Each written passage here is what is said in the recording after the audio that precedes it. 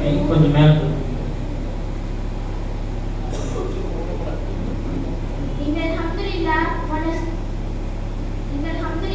ونحمده ونستعينه ونستغفره ونعوذ بالله من شرور انفسنا ومن سيئات اعمالنا ومن يهده الله فلا مضل له ومن يضلل فلا هادي له اشهد ان لا اله الا الله واشهد ان محمدا عبده ورسوله قال رسول الله صلى الله عليه وسلم انما بعثت لاتمم مكارم الاخلاق او كما قال عليه الصلاه والسلام நபிகள் நாயகம் ஸல்லல்லாஹு அலைஹி வஸல்லம் அவர்கள் மீதும் அவர்களை பின்பற்றி வாழ்ந்த சத்திய சஹாபாக்கள் மீதும் சஹாபிய பெண்மணிகள் மீதும் இன்னும் குறிப்பாக நபியர்களை பற்றி அறிந்து கொள்ள வந்திருக்கும் நம் அனைவரின் மீதும் வல்ல ரஹ்மானின் சாந்தியும் சமாதானமும் உண்டாகட்டும் என்று பிரார்த்தித்தவளால் என் உரையை ஆரம்பம் செய்கின்றேன். அஸ்ஸலாமு அலைக்கும் வரஹ்மத்துல்லாஹி தஆலா வபரகாத்துஹு. இச்சபையில் நான் எடுத்துக்கொண்டுள்ள தலைப்போ அண்ணன் நபி ஸல்லல்லாஹு அலைஹி வஸல்லம் அவர்கள் ஒரு அழகிய முன்மாதிரி. எல்லா பல கண்ணியமிக்க அல்லாஹ்வின் நல்லடியார்களே, இந்த உலகத்துல வாழ்ற ஒவ்வொருமே தனக்கு ஒருத்தர ரோல் மாடல், அதாவது முன்மாதிரியாக எடுத்துக்குவாங்க. இந்த காலகட்டத்துல கதாநாயகர்கள் இந்த காலகட்டத்துல ஹீரோயின்ல முன்மாதிரியாக எடுத்துக்கிறாங்க. அவங்க எந்த மாதிரி உடம்பை அமைச்சுக்கிறாங்களோ அந்த மாதிரி உடம்பை அமைச்சுக்கிறாங்க. அவங்க எந்த மாதிரி ட்ரெஸ் போடுறாங்களோ அந்த மாதிரி ட்ரெஸ் போடுறாங்க. அவங்க எந்த மாதிரி ஹேர் ஸ்டைல் பண்றாங்களோ அந்த மாதிரி ஹேர் ஸ்டைல் பண்றாங்க. இந்த விசேஷத்துல ஹீரோ மாதிரி ஆயிடும், அந்த ஹீரோயின் மாதிரி ஆயிக்கோன்னு இந்த இவை வாழ்க்கையிலும் மறுமை வாழ்க்கையிலும் ஹீரோவா தான் இருக்கிறோம். ஆனா எந்த காலகட்டத்திலையுமே அல்லாஹ் ஒரே ஒருத்தர் தான் நமக்கு முன்மாதிரியா காட்டி தந்திருக்கான். அவங்கதான் அண்ணன் நபி ஸல்லல்லாஹு அலைஹி வஸல்லம் அவர்கள். நபி ஸல்லல்லாஹு அலைஹி வஸல்லம் அவர்கள் ஒரு காமிலான பரிபூர்ணமான மனிதராகவும் பரிபூர்ணமான நபியாகவும் வாழ்ந்திருக்காங்க. நபி ஸல்லல்லாஹு அலைஹி வஸல்லம் அவர்கள் எந்த துறையில் நம்ம முன்னோக்கினாலும் தோல்வியே கிடையாது. அல்லாஹ் நபி அவர்களை பற்றி குர்ஆன்ல சொல்றான், திட்டமாக அல்லாஹ்வின் தூதரிடத்திலே உங்களுக்கு அழகிய முன்மாதிரி இருக்குன்னு சொல்லியிருக்கான். அல்லாஹ்வையும் மறுமை நாளையும் நம்பி அல்லாஹ்வை அதிகம் நினைப்பவர்களுக்கு அன்னலாரிடத்தில் அழகிய முன்மாதிரி இருக்கின்றது. நபி ஸல்லல்லாஹு அலைஹி வஸல்லம் அவர்கள் எளிமையாக வாழ்ந்த முன்மாதிரி, நேர்மையாக வாழ்ந்த முன்மாதிரி, உண்மையாக வாழ்ந்த முன்மாதிரி, அரசியல் முன்மாதிரி போன்ற எத்தனையோ முன்மாதிரிகள் எல்லாம் இருக்கின்றன. இதில் நான் பேச ஆசைப்படுவது நபி ஸல்லல்லாஹு அலைஹி வஸல்லம் அவர்களின் நற்குணங்கள். இந்த நற்குணம் தான் வாழ்விலேயே உயர்வானதா இருக்குது. அதனால்தான் அல்லாஹ் நபியர்களை பற்றி நபியே மகத்தான குணத்தின் மீது இருக்கின்றீர் என்றான். ஒரு மனிதன் தொழுது விட்டால், நோற்று விட்டால், ஜகாத் கொடுத்து விட்டால் அவன் இஸ்லாத்தை முழுமையா கடைபிடித்தவனா ஆக மாட்டான். ஏன்னா இந்த காரியத்தை எல்லா மக்களுமே செய்யறாங்க. ஆனா பிறரிடம் எப்படி பேசணும் அந்த ஒழுங்குமுறை தெரியாது. பிறர் வீட்டுக்கு போனா அங்க எப்படி நடந்துக்கணும் அந்த ஒழுங்குமுறை தெரியாது. ஒருவருடைய இஸ்லாம் எப்ப முழுமையாகும்னா அவன் நற்குணங்களை கற்றுக்கொள்ளணும். நபி ஸல்லல்லாஹு அலைஹி வஸல்லம் அவங்க சொல்லியிருக்காங்க, இத்தகில்லாஹ ஹைசுமா குன்த. நபி எங்கிருந்தாலும் நீ அல்லாஹ்வை பயந்துக்கொள். வாதவி சையஅத்தல் ஹஸனத்து தக்வா. நீ தீமையை செய்துவிட்டால் அதை தொடர்ந்து ஒரு நன்மையை செய்துவிடு. அந்த நன்மையை தீமையை அழித்துவிடும். மக்களோடு நல்வரத்தோடு பழகன்னு சொல்லியிருக்காங்க. இதை நான் நபி ஸல்லல்லாஹு அலைஹி வஸல்லம் அவங்களோட உபதேசம், நசீஹத். பல விஷயங்கள்ல நபி ஸல்லல்லாஹு அலைஹி வஸல்லம் அவங்க நடந்ததை நம்ம சிந்தித்து பார்த்தோம்னா அது நம்ம படிப்புல இருக்கு. உதாரணமா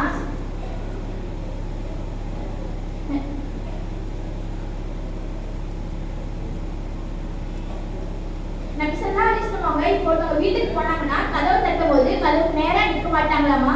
ஏன்னா கதவு தட்டும் போது வீட்டுக்குள்ள பெண்கள் மனைவிமார்கள்லாம் இருந்து அவங்களை பார்த்துட்டா அதனால கதவோட வலது புறமாகவோ இடது புறமாக தான் நிற்பாங்களாமா. நபி ஸல்லல்லாஹு அலைஹி வஸல்லம் அவங்க பேசும்போது எப்படி இருப்பாங்கன்னா இப்போ ஒருத்தவங்க நபியிடம் நபி ஸல்லல்லாஹு அலைஹி வஸல்லம் கிட்ட வந்து ரகசியம் பேசுறாங்கன்னா அந்த ரகசியம் பேசக்கூடிய நபரே தலையெடுக்கும் வர நபி அவங்க தலையை எடுக்க மாட்டாங்களாமா. அதே மாதிரி கையை கொடுத்தாங்கன்னா அந்த கையை கொடுத்த நபரே அந்த கையை எடுக்கும் வர நபி அவங்க கையை எடுக்க மாட்டாங்களாமா. இதெல்லாம் எப்படிப்பட்ட பண்பு? இதெல்லாம் எல்லாத்துக்குமே வருமா? இதெல்லாம் சாதாரண சின்ன விஷயம் தான். ஆனா இந்த சின்ன விஷயத்துக்கு கூட நபி அவங்க எப்படி நடந்துட்டாங்கன்னு பாத்தீங்களா? அதே மாதிரி நபி ஸல்லல்லாஹு அலைஹி வஸல்லம் மக்களோட பழக்கோடு மக்களுக்கு தகுந்தமா நடந்துக்குவாங்களாமா. ஒரு முறை நபி ஸல்லல்லாஹு அலைஹி வஸல்லம் வீட்டில் முட்டி தெரிந்தவளாக அமர்ந்து கொண்டிருந்தார்கள். அப்ப அபூபக்கர் ரலியல்லாஹு அவங்க வராங்க. எதுவுமே செய்யல, சாதாரணமா தான் இருந்தாங்க.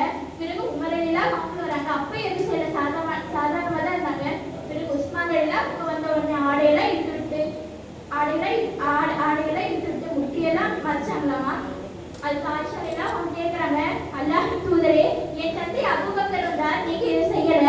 உமர் எல்லாம் அவர்கள் வந்தார், அப்பவும் நீங்க இதை செய்யல. பிறகு உஸ்மான் எல்லாம் வந்த உடனே ஆடையெல்லாம் இழுத்துட்டு முக்கியத்துவம் கொடுக்குறீங்களே ஏன்னு கேட்குறாங்க. அது நபி ஸல்லல்லாஹு அலைஹி வஸல்லம் அவங்க சொல்றாங்க, உஸ்மான் எல்லாம் அவங்க மூச்சு சுபாவம் உடையவங்க.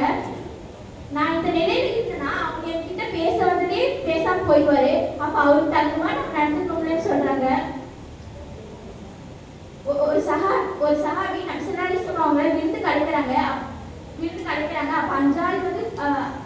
அப்ப அஞ்சு பேர் வந்து கூட கூட்டிட்டு வர சொல்றாங்க. நபி ஸல்லல்லாஹு அலைஹி வஸல்லம் ஒரு ஆள் வந்து எக்ஸ்ட்ரா சேர்ந்துட்டாங்க. அந்த சஹாபி கிட்ட போய் நபி ஸல்லல்லாஹு அலைஹி வஸல்லம் அவங்க வந்து அனுபவம் கேட்கறாங்க. ஒரு ஆள் எக்ஸ்ட்ரா சேர்ந்துட்டாங்க. நீங்க விரும்பினா நான் அவரையும் சேர்த்துக்கலாம்,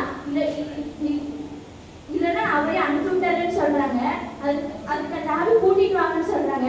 நபி ஸல்லல்லாஹு பார்த்தீங்களா எப்படி சஹாபி கிட்ட அனுபவம் கேட்டிருக்காங்கன்னு. நபி ஸல்லல்லாஹு அலைஹி வஸல்லம் அவங்க கூட இந்த அதிகமாக இந்த சஹாபி தான் அனஸ் ரலியல்லாஹு அன்ஹு. கிட்டத்தட்ட 10 வருடமா பணியாற்றி இருப்பாங்க. அப்படிப்பட்ட அனஸ் ரலியல்லாஹு அவங்களே நபி ஸல்லல்லாஹு பத்தி நபி ஸல்லல்லாஹு அலைஹி வஸல்லம் மனிதர்களையே நல்குணமிக்கவர், இந்த மனிதர்களே சிறந்தவர்னு சொல்லியிருக்காங்க. நாயகத்தின் நல்குணத்தால் தான் அனைவருக்கும் முன்மாதிரியாக வாழ்ந்தாங்க. ஆக இருளுகிலும் இனிமையான முன்மாதிரி வாழ்வை தந்த முஹம்மது நபியின் உம்மத்தின் பெருமை என்றால் அதனை முன்மைப்படுத்துவது பின்பற்றி நடப்பதில் தான் மிக மிக பெருமை உள்ளது. எனவே உடனே உத்தம நபி வாழ்வை பின்பற்றுவோம், உயர்வு பெறுவோம், ஈருலகிலும் வெற்றி பெறுவோம். அல்லாஹ் அல்லாஹ் அருள் புரிவானாக. ஆமீன் ஆமீன் யா ரப்பல் ஆலமீன். வ ஆஹிரு தஅவானா அல்ஹம்துலில்லாஹி ரப்பில் ஆலமீன். அஸ்ஸலாமு அலைக்கும் வரஹ்மத்துல்லாஹி தஆலா வ பரகாத்துஹு. வலைக்குமுஸ்ஸலாம் வரஹ்மத்துல்லாஹி வபரகாத்துஹு.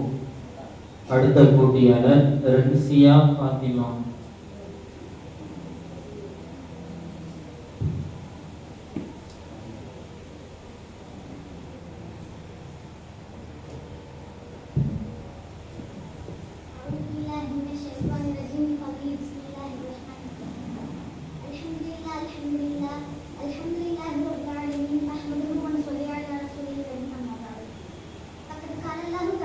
في القرآن العظيم وفي القرآن المجيد. قال الله تعالى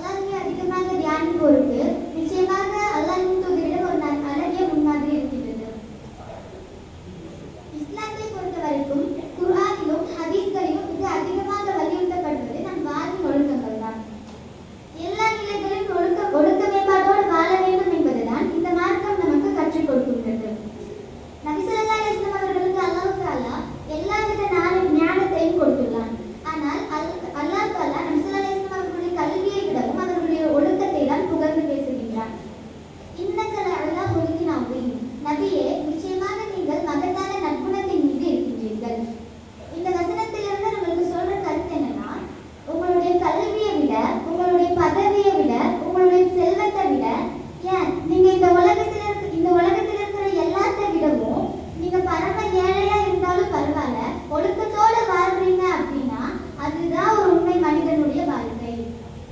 நபிகளாருக்கு கற்றுக் கொடுக்கும் வேலையை சொல்லிக் கொடுத்த இறைவன் கற்றுக் கொடுப்பதோடு மட்டும் நின்றுவிடக் கூடாது, மக்களை ஒழுக்க ரீதியாக மேம்படுத்த வேண்டும் என்று அவர்களுக்கு கூறினார்.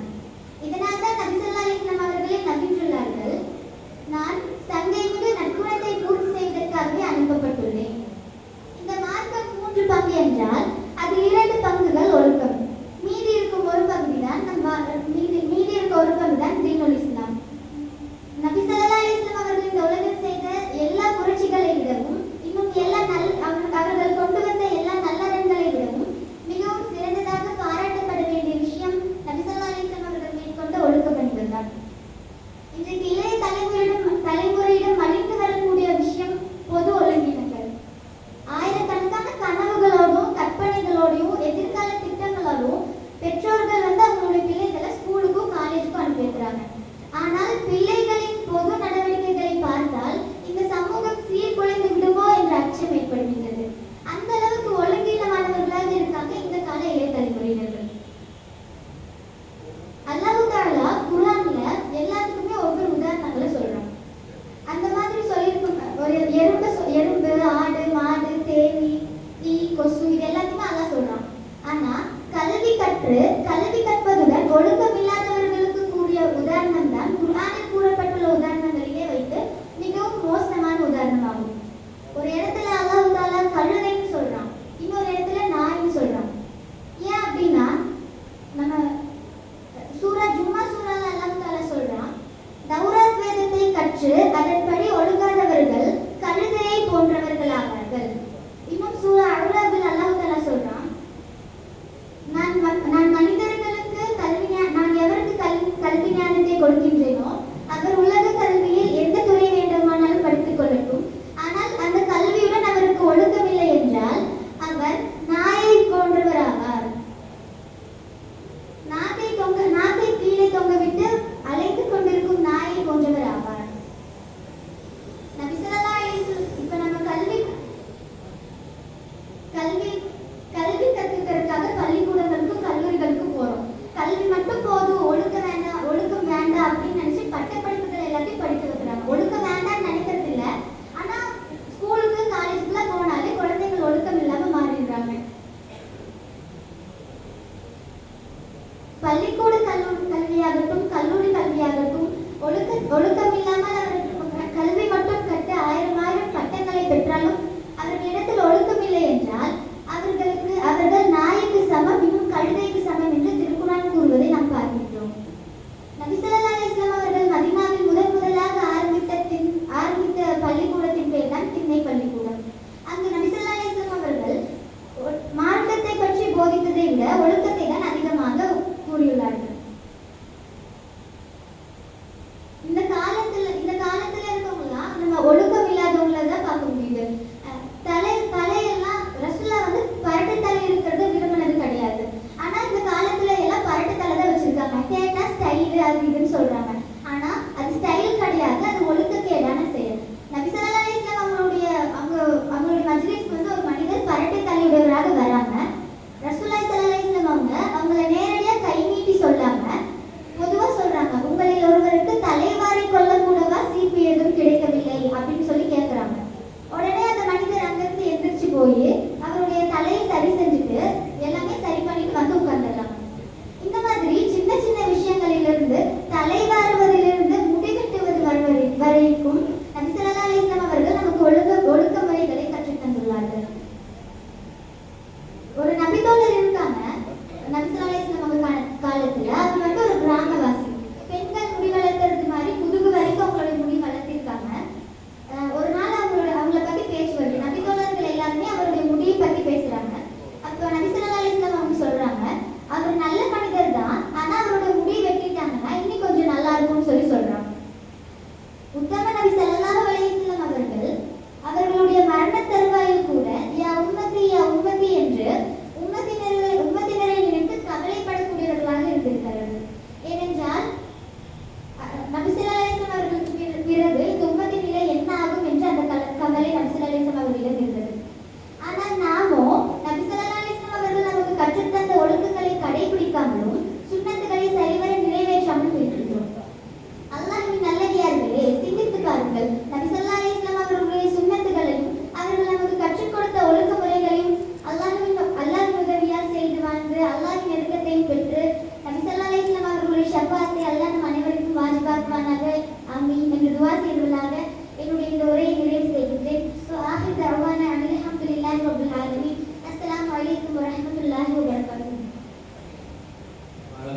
அஸ்ஸலாம் வரஹ்மத்துல்லாஹி வபரகாத்துஹு. அடுத்த போட்டியாளர் காசிதா பானு.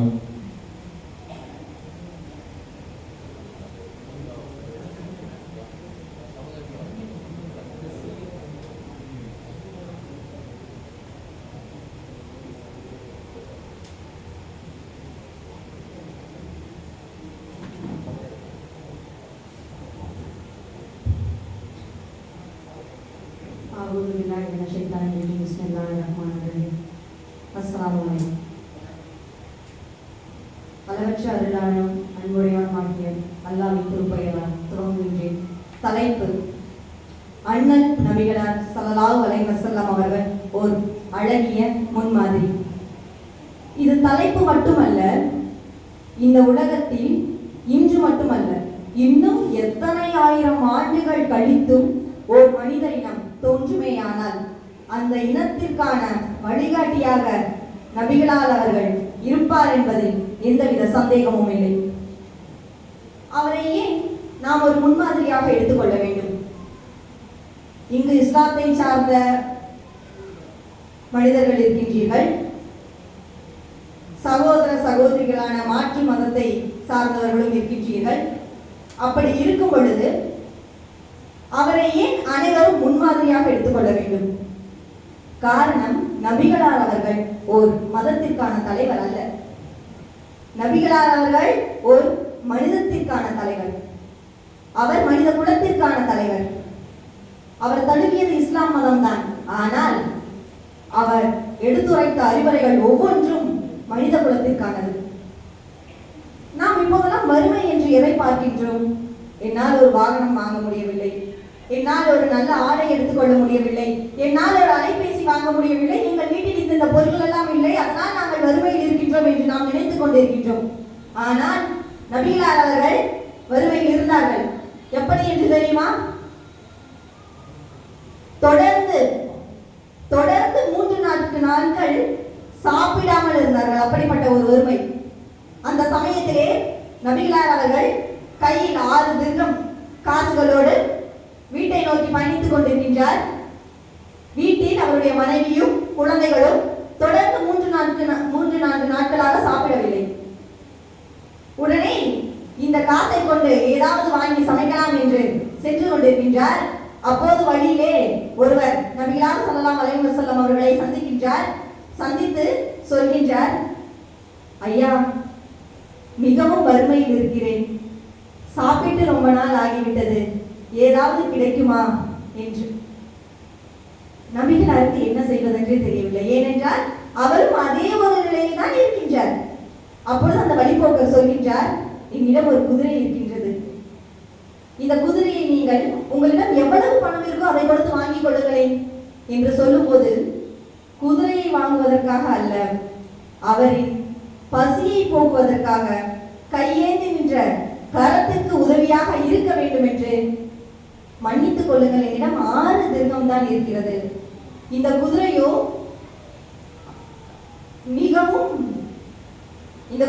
மிகவும் விலை உயர்ந்ததாக பார்க்கும்போது தெரிகின்றது, ஆனால் என் கையில் 6 திர்ஹம் தான் இருக்கின்றது என்று சொன்ன போது அந்த வழிபோக்கன், பரவாயில்லை, நீங்கள் கொடுக்கும் இந்த 6 திர்ஹமை வச்சு நான் என்னுடைய பசியை போக்கிக் கொள்வேன் என்று சொன்ன போது சிறிதும் சிந்திக்காமல் என்ன செய்தாராம், அந்த காசை அவரிடம் கொடுத்துவிட்டு குதிரையை வாங்கி கொண்டாராம். குதிரையை வாங்கி கொண்டு வீட்டுக்கு சென்று கொண்டிருக்கின்றார். அப்பொழுது அவர் சிந்திக்கின்றார், வீட்டில் மனைவி கேட்பார் அல்லவா, என்ன கொண்டு வந்திருக்கிறீர்கள்? 3-4 நாட்களாக வெறும் பேரிச்சை பழம் கூட இல்லாமல் தவித்துக் கொண்டிருந்த நிலையில் இருக்கும் எங்களுக்கு நீங்கள் என்ன கொண்டு வந்தீர்கள் என்று கேட்கும் போது என்ன பதில் சொல்லுவேன் நான் என்ற மன வருத்தத்தோடு சென்று கொண்டிருக்கின்றார். அப்பொழுது எதிரே ஒருவர் வருகிறார். வந்து அவரை பார்த்து, இந்த குதிரை உங்களுடையதா என்று கேட்கும் பொழுது, ஆம், இந்த குதிரை என்னுடையதுதான் என்று சொல்கின்றார். இப்பொழுதுதான் ஒரு வழிபோக்கரிடம் இதை 6 திர்ஹம் கொடுத்து வாங்கினேன் என்று சொன்ன போது அவர் சொன்னார், இப்படிப்பட்ட ஒரு குதிரையை தான் நான் வாங்க வேண்டும் என்று நினைத்திருந்தேன், உங்களுக்கு விருப்பம் இருந்தால் இந்த குதிரையை எனக்கு கொடுக்கிறீர்களா? நீங்கள் சொல்லும் விலைக்கு நான் வாங்கிக் கொள்கிறேன் என்றாராம். உடனே நபிகள் சொன்னாராம், நான் இதை 6 திர்ஹம்க்கு வாங்கி கொண்டேன். நீங்கள் இதை எவ்வளவு கொடுத்து வாங்கிக் கொள்கின்றீர்களோ அவ்வளவு கொடுத்து வாங்கிக் கொள்ளுங்கள். உங்களிடம் என்ன இருக்கிறதோ அதை கொடுங்கள் என்றாராம். 6 திர்கமுக்கு மேலே கொடுங்கள் என்று சொல்லவில்லை, உங்களிடம் என்ன இருக்கிறதோ அதை கொடுங்கள் என்று சொன்னாராம். உடனே அவர் 60 திர்கம் கொடுத்தாராம். நபிகளார் அவருக்கு ஆச்சரியம். அவர் மறுக்கின்றார், இதை நான் 6 திர்கம் கொடுத்துதான் வாங்கினேன், அதனால் எனக்கு இவ்வளவு வேண்டாம் என்கிறார். ஆனாலும் அவர், நீங்கள் இதை மறுக்க கூடாது, இது என்னுடைய அன்பு கட்டளை என்று 60 திர்கமை கையில் கொடுத்தாராம். அதை வாங்கி கொண்டு மகிழ்ச்சியில் நபிகளார் அவர்கள் சிந்தித்தாராம், நாம் யார் ஒருவருக்கு அவரின் நிலை அறிந்து உதவி செய்கின்றோமோ, அவரின் நிலை அறிந்து உதவி செய்கின்றோமோ, அல்லாஹ் நமக்கு 10 மடங்கு கூலியை கொடுப்பான்.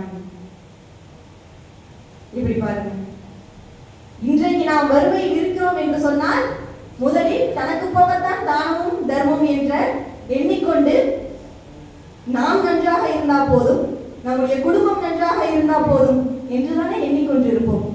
பல்லாயிரம் ஆண்டுகளுக்கு முன்னே எந்த ஒரு வசதி வாய்ப்புகளும் இல்லாமல் அவர் செய்த செயல் எவ்வளவு ஒரு அற்புதமான செயல். இவரை விடவா ஒரு முன்மாதிரி நமக்கு வேண்டும்? நபிகளார் அவர்களை ஒரு தம்பதியினர் பார்க்க செல்கின்றார்கள். அப்போது நபிகளாரிடம் சொல்கின்றார்கள், என்னுடைய மனைவி எனக்கு எல்லா விதத்திலும் உதவியாக இருக்கிறாள், என்னுடைய பிள்ளைகளை நன்றாக பார்த்துக் கொள்கின்றார், என்னுடைய தாய் தந்தையை நன்றாக பார்த்து கொண்டிருக்கின்றார், வீட்டு வேலைகளை நன்றாக செய்து கொண்டிருக்கிறார், எல்லா விதத்திலும் அவள் நல்ல மனைவியாக எனக்கு இருக்கிறார், நல்ல அம்மாவாக இருக்கிறார், நல்ல மருமகளாக இருக்கிறார், நல்ல ஒரு பெண்ணாக இருக்கிறார். அதுபோல அந்த பெண்ணும் சொல்கின்றார், என்னுடைய கணவர் எனக்கு எல்லாவித உதவிகளையும் செய்கின்றார், எல்லாவித வசதிகளையும் எனக்கு செய்து கொடுத்திருக்கின்றார், எல்லா விதமாகவும் என்னை நன்றாக பார்த்துக் கொள்கின்றார். எங்களுக்கு மறுமையிலே நல்லடியார்களோடு இருக்கும் வாய்ப்பு கிடைக்குமா என்று கேட்கின்றார். கூடுதலாக சொல்கின்றார்கள், நாங்கள் ஒரு நோன்பை கூட தவற விடுவதில்லை, நாங்கள் ஒரு முறை கூட தொழுவதற்கு தயங்கியதில்லை, அந்த தொழுகை விட்டதும் இல்லை, எங்கள் வீடு எப்பொழுதும் குர்ஆனின் சத்தத்திலே ஒலித்துக் கொண்டிருக்கிறோம் என்று. இதையெல்லாம் கேட்ட பிறகு நபிகளார் அவர்கள் ஒரு கேள்வி கேட்டார்கள் அவர்களிடம், உங்கள் அண்டை வீட்டாரோடு நீங்கள் எப்படி இருக்கிறீர்கள் என்று.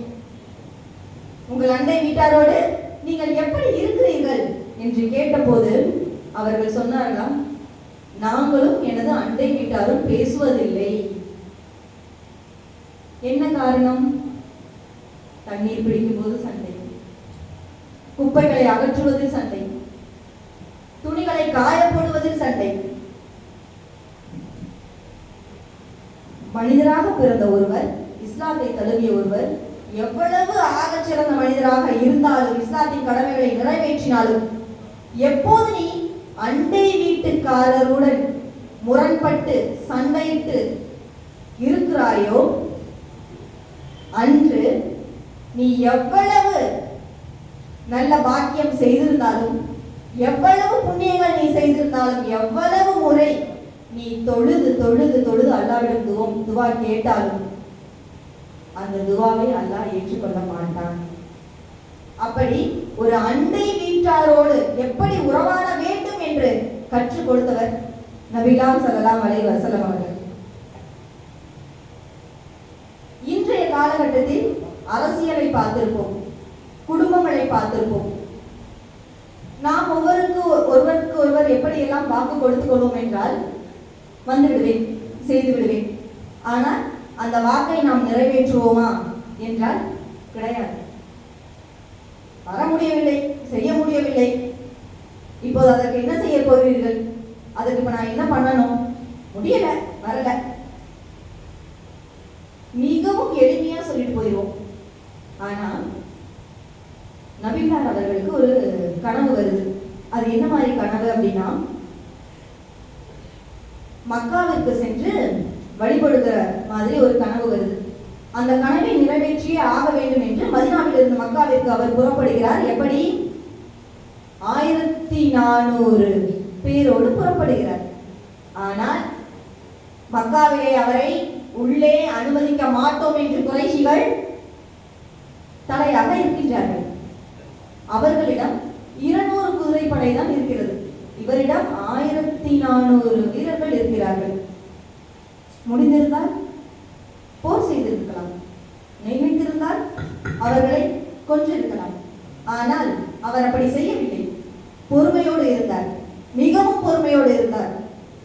நான் உள்ளே வர வேண்டும் என்றால் நீங்கள் ஒரு உடன்பாட்டில் கையெழுத்திட வேண்டும் என்று குறைசிகள் சொன்ன போது, என்ன உடன்பாடு என்று கேட்டபோது, மக்காவிலிருந்து யாரும் மதினாவில் போய் தங்கக்கூடாது, ஆனால் மதினாவிலிருந்து யார் வேண்டுமானால் மக்காவிற்கு வரலாம், வாணிபம் செய்யலாம், ஆனால் மக்காவில் இருப்போர் மக்காவில் மட்டுமே இருக்க வேண்டும் என்று சொன்ன போது அந்த உடன்பாட்டிற்கு உடன்பட்டார்.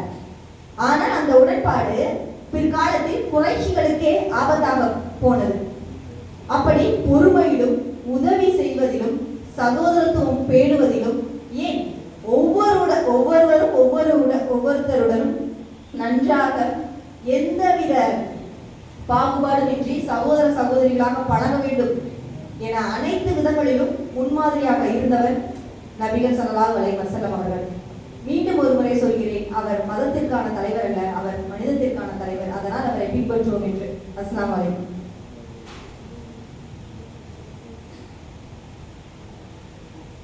வலைக்கும் அஸ்ஸலாம் வரஹ்மத்துல்லாஹ்.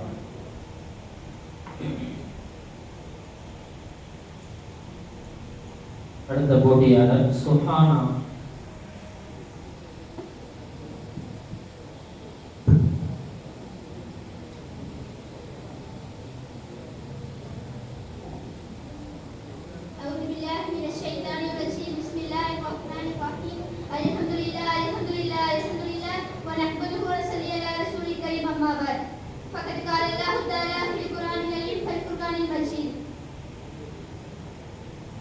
அரசாட்சி தனதாக்கி அதன் சாட்சி நபியாக்கி அழகாட்சி செய்கின்ற அல்லாஹ்வின் பேரருளும் நபி ஸல்லல்லாஹு அலைஹி வஸல்லம் அவர்களை பின்பற்றி வாழ்கின்ற இன்சான் நாயகி வாழப் போகின்ற அனைவர்களின் மீதும் என் சாந்தமான சலாமை ஏற்றி வைக்கிறேன். அஸ்ஸலாமு அலைக்கும் வரஹ்மத்துல்லாஹி வபரகாத்துஹு. உங்கள் முன்னால் எனக்கு கொடுக்கப்பட்டுள்ள தலைப்பு என்னவென்றால் நபி ஸல்லல்லாஹு அலைஹி வஸல்லம் அவர்களின் அழகிய முன்மாதிரி.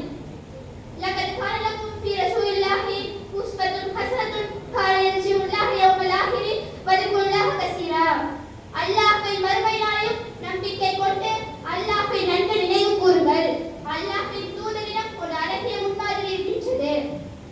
நபி ஸல்லல்லாஹு அலைஹி வஸல்லம் அவர்கள் நம்மளுக்கு எல்லா விஷயங்களிலும் எடுத்துக்காட்டாகவும் முன்மாதிரியாகவும் தான் வாழ்ந்து காட்டியுள்ளார்கள்.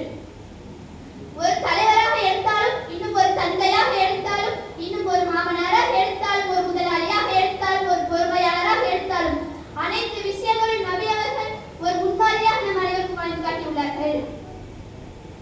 தந்தையாக நம்ம பார்த்தோம்னா, பிள்ளைகள் பிறந்ததும் நல்ல பெயரை வைங்க, அதுதான் உங்களுடைய குழந்தைகளுடைய பிள்ளைகளுடைய தாக்கத்தை ஏற்படுத்தும் என்று நபி ஸல்லல்லாஹு அலைஹி வஸல்லம் அவர்கள் கூறினாங்க.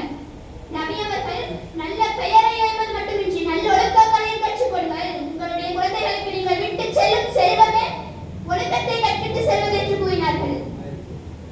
அவர்களுடைய மக்களுக்கு காசிம், இப்ராஹிம், ருக்கையா, சைனப் என அழகிய பெயரை வைத்துள்ளார்கள். ஒவ்வொரு தந்தைமார்களும் எவ்வாறு வாழ வேண்டும், எவ்வாறு முன்மாதிரியாக இருக்க வேண்டும் என்று நபி ஸல்லல்லாஹு அலைஹி வஸல்லம் அவர்கள் கற்றுக் கொடுத்தார்கள். தலைவராக நம்ம பார்த்தோம்னா, நபி ஸல்லல்லாஹு அலைஹி வஸல்லம் அவர்கள் தலைவராக இருந்தும் தன்னை சமூக ஊழியராக மாற்றிக் கொண்டார்கள். இன்னும் எந்த முடிவு எடுத்தாலும் ஒவ்வொருவரிடத்திலும் கலந்து பேசி ஆராய்ந்து ஒவ்வொருத்தரும் என்னென்ன சொல்றாங்க எல்லாம் வச்சுதான் நபி ஸல்லல்லாஹு அலைஹி வஸல்லம் முடிவே எடுப்பாங்களாமா. இன்னும் ஒரு சம்பவம், ஒரு பிரயாணம் போறாங்க சஹாபாக்கள் எல்லாம், அவங்க எல்லாமே ஒவ்வொரு பணியை ஏற்றுக்கொள்றாங்க. நபி ஸல்லல்லாஹு அலைஹி வஸல்லம், நானும் ஒரு பொறுப்பை ஏற்றுக்கொள்றேன், பிறகு சுமந்து கொண்டு வந்து தரேன், ஒரு பொறுப்பை வந்து ஏற்றுக்கொள்ளக்கூடியவங்களா இருக்காங்க. நம்ம அனைவரும் சிந்திச்சு பார்க்கக்கூடியவங்களா இருக்கணும். நபி ஸல்லல்லாஹு அலைஹி வஸல்லம் எவ்வாறு தலைவராக முன்மாதிரியாக வாழ்ந்து காட்டியுள்ளார்கள். நபி ஸல்லல்லாஹு அலைஹி வஸல்லம் அவர்கள் ஒரு மாமனாராக எடுத்துக்கிட்டோம்னா, ஃபாத்திமா ரலியல்லாஹு அன்ஹா அவங்க வீட்டுக்கு போறாங்க. நபி ஸல்லல்லாஹு அலைஹி வஸல்லம் அவங்க மருமகன் அலி ரலியல்லாஹு அன்ஹு அவங்க எங்கன்னு கேட்கறாங்க. அவங்க இந்த சின்ன சண்டை, அதனால வீட்டுக்கே வரல அப்படின்னு சொல்றாங்க. உடனே நபி ஸல்லல்லாஹு அலைஹி வஸல்லம் அவர்கள் மஸ்ஜிதுல் நபவி போய் அங்க படுத்திருக்காங்க. சுவத்துக்கு பக்கத்துல படுத்திருக்காங்க, மண்ணு தரையில படுத்திருக்காங்க. நபி அவர்கள் அபு துரவே, மண்ணின் தந்தையை அழைக்கிறாங்க. அழைச்சு அவங்கள்ட்ட மகிழ்ச்சியுடன் பேசி